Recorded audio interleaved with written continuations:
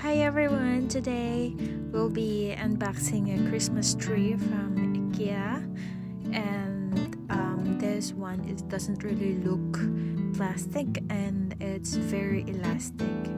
You can see from my video, and you can check online as well for more quality wise.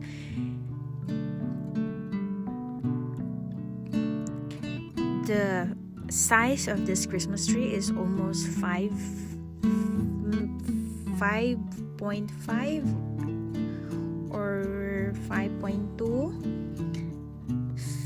feet.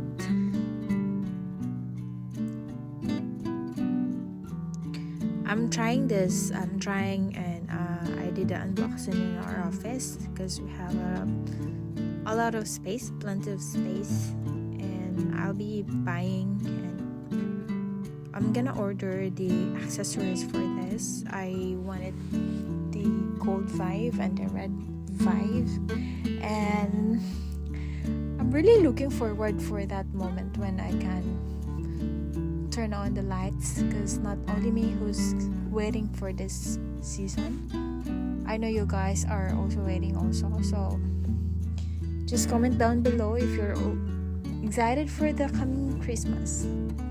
So that's it for today. See you.